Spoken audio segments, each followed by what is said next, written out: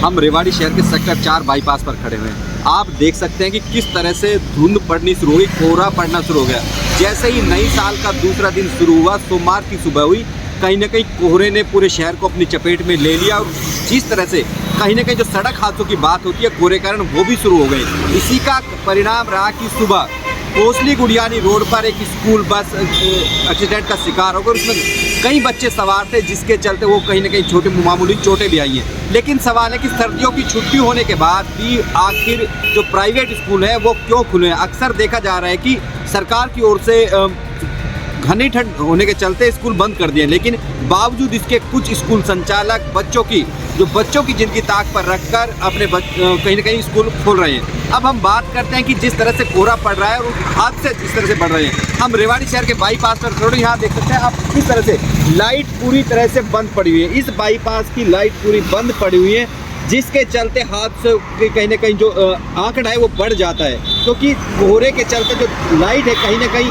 वो हादसों को कम करने में कहीं ना कहीं सहायक होती है, लेकिन ऐसा नहीं हो पा रहा है। अमूमन पूरे रेवाड़ी शहर में की जो स्ट्रीट लाइट है पूरी तरह से बंद पड़ी हुई है। डीसी की ओर से भी कहीं ना कहीं निरीक्षण किया गया था, तमाम आदेश दिए गए थे, लेकिन उन आदेशों पर भी आज तक कोई कार्रवाई नहीं हुई, जिसका ही परिणाम है कि आज तक जो शहर की जो स्ट्रीट लाइट है आज तक भी बंद पड़ी हुई है। जब कोहरा घना जो बढ़ रहा है उसके चलते हादसों की भी आशंका जताई जा रही है। ऐसे में सवाल है कि आखिर प्रशासन कर क्या रहा है। प्रशासन का जिम्मा था कि कोहरे से पहले तमाम व्यवस्थाओं को दुरुस्त किया जाए। कागजी तौर पर कहीं ना कहीं आदेश भी दिए गए और कहीं ना कहीं दिखाया भी गया कि सब व्यवस्थाएं दुरुस्त हो रही हैं, लेकिन ज़मीनी हालात ऐसे हैं। पूरे बाईपास पर अंधेरा छाया हुआ है और ये एक महज वानगी है।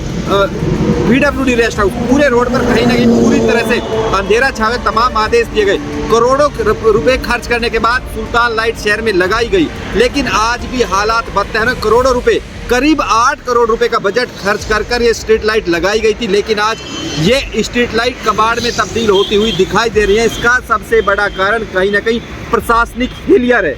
तमाम दावे जरूर किए जाते हैं कि हालात को बेहतर किया जाएगा, लेकिन सवाल है कि आखिर यदि इन जो स्ट्रीट लाइट की वजह से भी हादसे का कोई शिकार होता है तो आखिर उसका जिम्मेदार कौन होगा, क्योंकि कोहरे के चलते पूरी तरह से विजिबिलिटी कम हो जाती है। ऐसे में कहीं ना कहीं जो लाइट है वो बेहद जरूरी थी शहर में, लेकिन कहीं ना कहीं अब देखने में आ रहा है कि हालात बदतर होते जा रहे हैं। ऐसे में प्रशासन को चाहिए कि तमाम जो दिक्कतें आ रही हैं उनको दूर कर कहीं ना कहीं लोगों को राहत देने का काम करे, ताकि जो हार्ड गलाने वाली ठंड में लोगों को राहत दी जा सके, उनको हादसों से बचाया जा सके।